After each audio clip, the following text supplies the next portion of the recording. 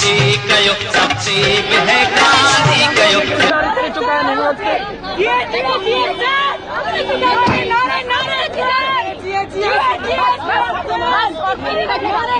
Police माण्हू क़त्ल कयो आहे। बिलावल ज़रदारी मुराद शाह जी दहशतगर्दी आहे, पर हिकिड़े सरकारी मुल्ले खे ख़ुशि करण जे लाइ सरकारी पीरनि खे जिन क़त्ल कराया आहिनि, मज़हबी तफ़रुक़ पैदा कयो आहे, उहो सरकारी मुल्लो जेको ज़रदारी जे पेरनि में झुकियो हो वञी, असां ज़रदारी हाउस ते झुकिया न हुआसीं। उहो सरकारी मुल्लो, उनखे एहतजाज करण जो हक़ आहे। हिते त उहो एहतजाज कनि, हथियार खणी अफ़गाननि खे वठी, सिंध जे शऊर रवादारी इंसान दोस्त फिक्र जे मथां हमले आवर थियनि, उन्हनि सभिनी खे इहा करण जी इजाज़त आहे।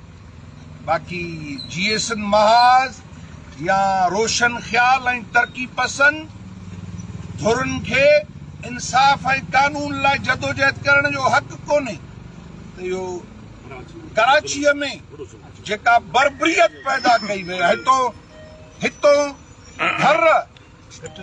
घर मुंहिंजे हितों रात जो अखियुनि ते पटियूं ॿधी असांखे खयूं अथनि, डॉक्टर न्याज़ खे खयूं अथनि,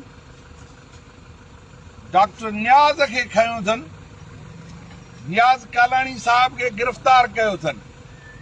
बाबा डॉक्टर न्याज़ कालाणी ऐं असां सियासतदान हूं, पंहिंजे वतन ऐं माण्हुनि जी ॻाल्हि कयूं था। असां कल्ह मुतालबो कयोसीं मज़हबी धुरनि खे सिंध हुकूमत जेको जलसे जी इजाज़त मुज़ाहिरनि जी ॾिनी आहे, उहो इन करे त जीअं डॉक्टर शाहनवाज़ लाइ कराची में जेको पुरअमन एहतजाज थींदो उनखे पुरतशद्दुद कजे, ऐं उते बिलावल ज़रदारी ऐं मुराद शाह जी गुंडागर्दी हुई। उन्हनि गुंडागर्दी करे उते मासूम न्याणनि ते तशद्दुद कयो आहे।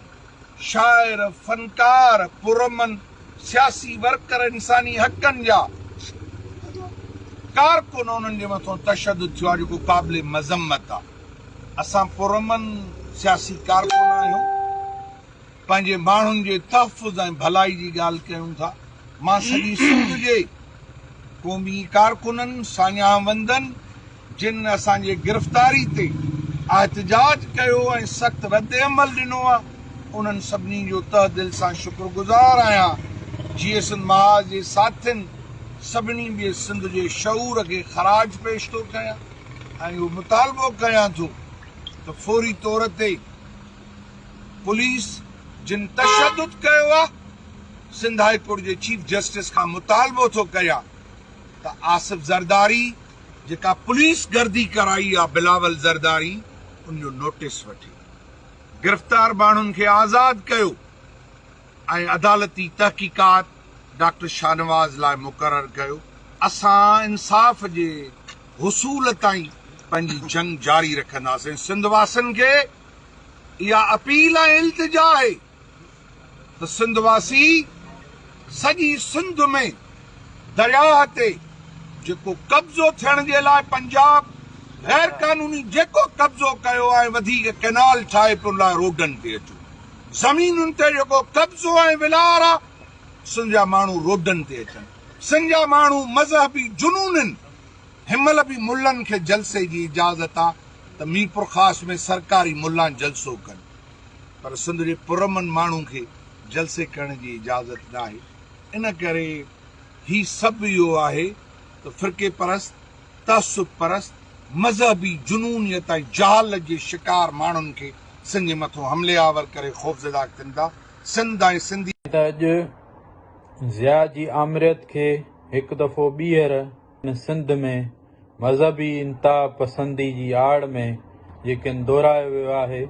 144 कलम लागू करण जे बावजूदि प्रेस क्लब जे अॻियां कंटेनर रखी उनखे ब्लॉक करणु ऐं इन खां पोइ टूल प्लाज़ा ते काफ़िलनि खे रोकणु, सिंध में जेकी मज़हबी इंतहा पसंदी खे जेको आहे मुल्हनि खे उनखे कंडेम कयो आहे। अॼु मां उन सिंध जी सूरमिन खे, उन्हनि नौजवाननि खे, उन्हनि जेके आहिनि फनकारनि खे, उन्हनि वकीलनि खे, उन्हनि अदीबनि दानिश्वरनि खे जस पेश कयां थो। इहा अॼु सिंध जी फतह थी आहे। इन ते मां खेनि जस ॾियां थो। इन मां इहो ज़ाहिर थिए थो त रियासत पाकिस्तान मज़हबी इंतहा पसंदी जे पोयां आहे। जेको सिंध में हथ वठी रियासत मज़हबी ऐं मुलायत खे हथी ॾिए थी पई, अॼु उहो ज़ाहिर थी वियो आहे। एतिरी रियासती रुकावट ख़ौफ़ जे बावजूदि सिंध जी सुरमियूं जेके आहिनि रोडनि ते निकिरी करे मज़हबी इंतहा पसंदी खे कंडेम कयो आहे। असां GSN फ्रीडम मूवमेंट तरफ़ां रियाज़ चांडियो, डॉक्टर नियाज़ कालाणी, सिंधू नवाज़ गांगरो ऐं जेके ॿिया क़ौमी कारकुन ॿियूं अदियूं गिरफ़्तार कयूं वयूं, इन्हनि जी सख़्त लफ़्ज़नि में मज़मत कयूं था। हिन रियासती बरबरियत ऐं रियासती ॾहकाव खे असां जेके आहिनि कंडेम कयूं था। अॼु जेके गिरफ़्तारियूं कयूं वयूं आहिनि, इहा रियासती बरबरियत ऐं जेके आहिनि रियासती फाशिज़म जो मुज़ाहिरो आहे। रियासत हथ वठी करे सॼी सिंध में जेके मज़हबी इंतहा पसंदी मुलायत खे हवा पाण ॾिए पई। असां GSN फ्रीडम मूवमेंट तरफ़ां पाकिस्तानी रियासती इदारनि जे हिन फाशिज़म ऐं रियासती हिन बरबरियत जी सख़्त लफ़्ज़नि में मज़मत कयूं था।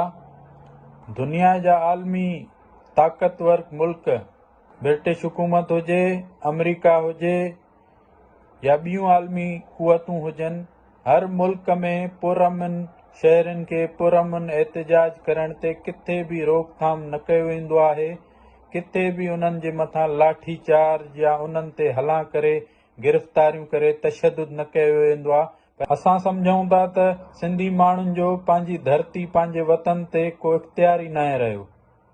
पुरअमन एहतिजाज ते बि जेके आहिनि सिंधियुनि खे खंभिनि बि था, सिंधियुनि खे गोलियूं बि हणनि था, सिंधियुनि ते लाठी चार्ज बि कनि था, औरतुनि खे जेको आहे टार्चर कनि था, औरतुनि जे मथां जेके आहिनि लाठियूं हलाइनि था, आंसू गैस हणनि था। हिन ज़ुल्म बरबरियत ख़िलाफ़ असां आलमी इदारनि खे अपील था कयूं त हिन ह्यूमन राइट्स जी वायोलेशन ख़िलाफ़ असां अपील था कयूं आलमी इदारनि खे त नोटिस वठे।